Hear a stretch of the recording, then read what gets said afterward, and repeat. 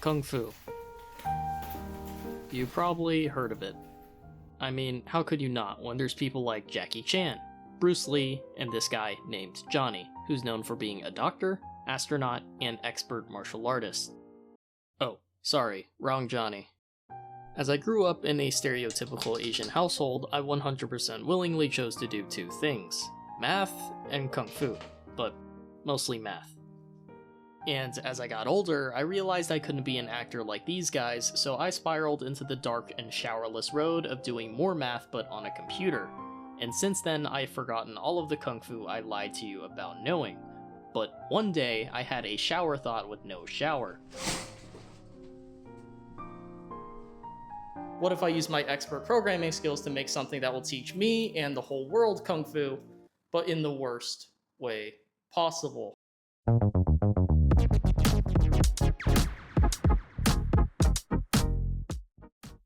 You see, most people probably learn by taking a class, but that involves spending money and human interaction, which are two things I want to avoid. So my plan is to make a full-body motion controller to play a Kung Fu game, and the best game suited for this is none other than the game SiFu. To sum up the game, it's basically a Souls-like with Kung Fu, at least according to Reddit, so it's probably not true, but what is true is that it won the 2023 Steam Game Award for Best Game You Suck At. So with an award like that, you can only imagine how much harder I just made the game. But that's not even the worst part. I still have to make something to play it, so we're gonna have to do some research. Just like I learned back in college, the first step to researching anything is looking for something to plagiarize. And the only thing I can find is this Twitter post of Rudism playing SiFu with his punching controller. But if I'm gonna plagiarize this, I'm gonna have to rewrite a few things in my own words. So you can see that he has two gloves, each one with a motion processing unit, or MPU for short. These little things can measure the acceleration and rotation of his punch, which is exactly what we want. But if you fast forward a bit, you'll see that he's fiddling around with his joysticks out in plain view, which is something I'm not allowed to do anymore. So instead of using a normal joystick to move in the game, we're actually just going to use our leg. You see, if you plant your foot flat on the ground and rotate your shin around it, you can kind of move it around like it's a joystick. And I really like this idea because if you want to move in some directions, you have to shift your whole body or change your stance. Another thing I want to change is this long bundle of cables between the gloves. If I'm going to be shadowboxing my inner demons, I don't want to risk this cable breaking.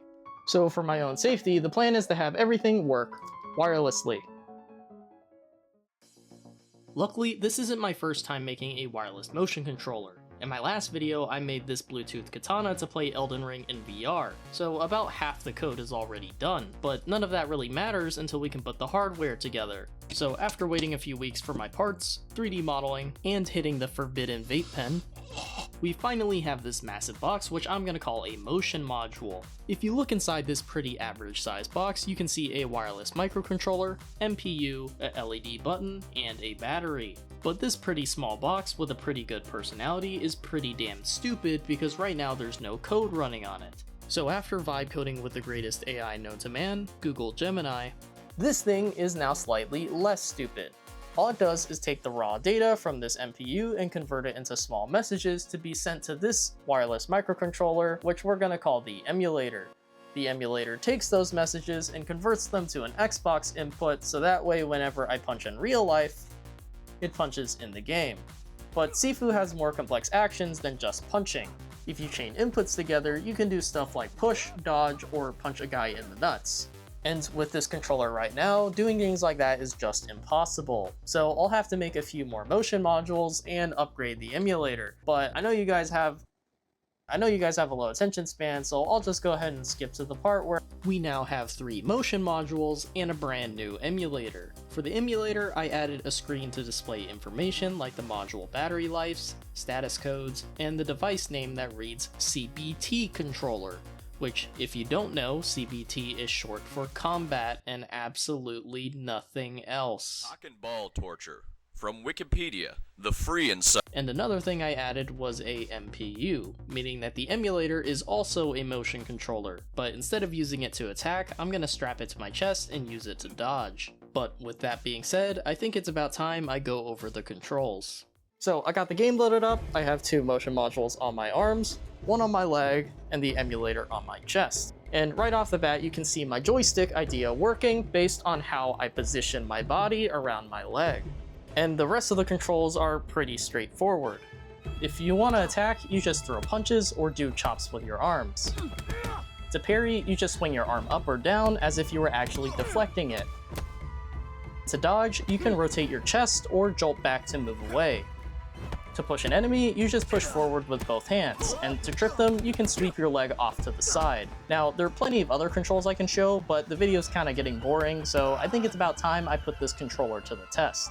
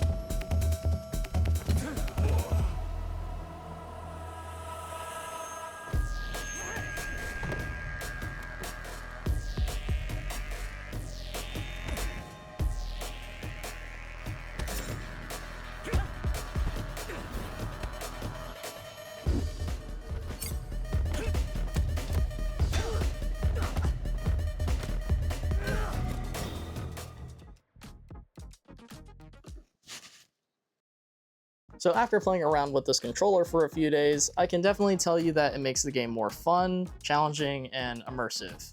Like during the gameplay at one moment, I blocked high, low, and high, which just happened to match up perfectly with what the attack the enemy was doing, and I just thought it was a really cool coincidence. But then there's the other aspect of immersion where I have to anticipate who's going to attack next, so I have to prepare to block instead of, you know, just pressing a button on a gamepad the moment I see a fist about to fly. But I will say that this controller isn't exactly the best. Sometimes it's a bit sensitive to certain actions and it does something I programmed it to do, but it's not something I wanted to trigger. But Adam, you might be saying, did you learn any Kung Fu from this? In the end, I think the project turned out pretty well, and it opens up the door for a lot of other projects that might need to split a controller into 2 or 3 pieces, like a sword and shield controller, a nunchuck controller, or any other controller that you can think of. But as of right now, I have no idea what I'm going to work on next, so the next video might be a while. So if you like the video, then like it. If you like content like this, then consider subscribing. I try to remake video games in real life or find an immersive way to play them, so if that sounds up your alley, then you should consider sticking around. But anyway, thanks for watching, and I'll see you in the next project.